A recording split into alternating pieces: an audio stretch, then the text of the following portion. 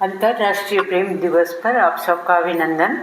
मुझे लग रहा है कि पहले बुढ़े लोगों को निपटा दिया जा रहा है, बाद में आप लोगों की बारी आएगी, लेकिन हमें कम मत समझना।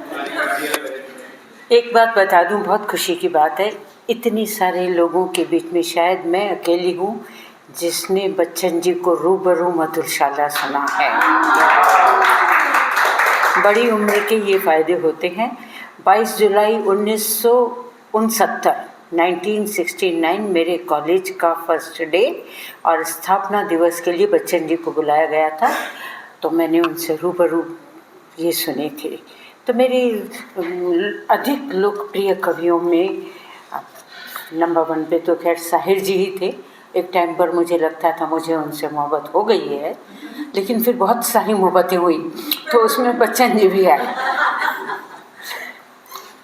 कहते हैं जब प्रेम में करुणा घुल जाती है तो उसका नशा डबल हो जाता है। बच्चन जी प्रेम के कवि थे, लेकिन सिर्फ प्रेम के कवि नहीं थे, जीवन के कवि थे।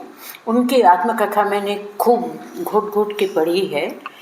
उसमें एक प्रसंग आता है, उनकी पहली पत्नी श्यामा जी की तबीयत बहुत ज़्यादा खराब रहा करती थी और कभी कभी लगता था कि वो नहीं बचेंगी, पर चलते चलते ऐसा हुआ कि वो काफ़ी ठीक हो गई और बच्चन जी स्वयं बीमार पड़ गए और इतने बीमार पड़ गए कि उनको लग रहा था कि अब मैं नहीं बचूंगा।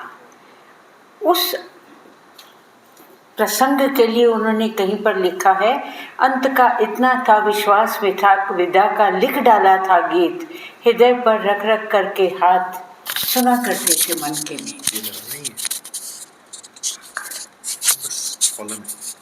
इसमें डाल दो। तब बच्चन जी ने ये कविता लिखी थी और ये हिंदी साहित्य की लंबी कविताओं में एक सर्वाधिक लोकप्रिय कविता है। मेरी भी यही तो कविता पेश करती हूँ, बहुत ज़्यादा लंबी है, उसको मैंने आधे चुने हुए उनके बंद लिए हैं, वो सुनाती हूँ। इस पार प्रिय मधु है तुम हो, उस पार न जाने क्या होगा।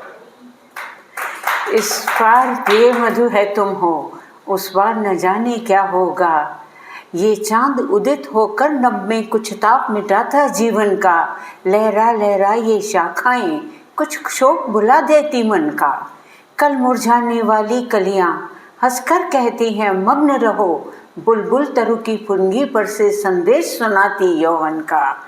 तुम देकर मदिरा के प्याले मेरा मन बहला देती हो, उस पार मेरे बहलाने का उपचार न जाने क्या होगा। इस पार प्रिय मधु है तुम हो, उस पार न जाने क्या होगा।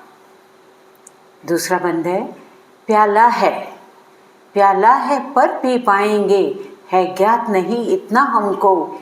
इस पार नियति ने भेजा है, असमर्थ बना कितना हमको। कहने वाले तो कहते हैं हम कर्मों में स्वाधीन सदा, करने वाले की परवशता है ज्ञात किसे जितनी हमको। कह तो सकते हैं कहकर ही कुछ दिल हल्का कर लेते हैं, कह तो सकते हैं कहकर ही कुछ दिल हल्का कर लेते हैं। उस पार अभागे मानव का अधिकार न जाने क्या होगा। इस पार प्रिय मधु है तुम हो, उस पार न जाने क्या होगा। संस्कृति के जीवन में सुबगे ऐसी भी घड़ियां आएंगी, जब दिनकर की तमहर किरणें तम के अंदर छिप जाएंगी।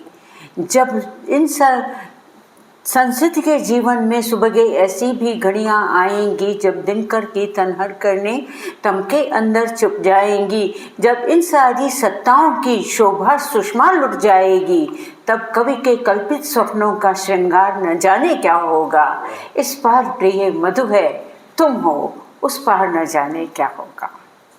इस कविता ने मुझे किसी जमाने में बहुत रुलाया था। अंतिम बंद है, दृग देख जहाँ तक पाते हैं तम का सागर लहराता है। दृग देख जहाँ तक पाते हैं तम का सागर लहराता है। फिर भी उस पार खड़ा कोई हम सबको पास बुलाता है। मैं चलता हूँ तुम आओगी कल, परसों सब संगी साथी, ये दुनिया रोती रहती है जिसको जाना है जाता है। मेरा मन तो होता डगमग तट पर के ही हिचकोलों से, मैं एकाकी जब पहुँचूंगा मझधार न जाने क्या होगा, इस पार प्रिय मधु है तुम हो, उस पार न जाने क्या होगा। शुक्रिया।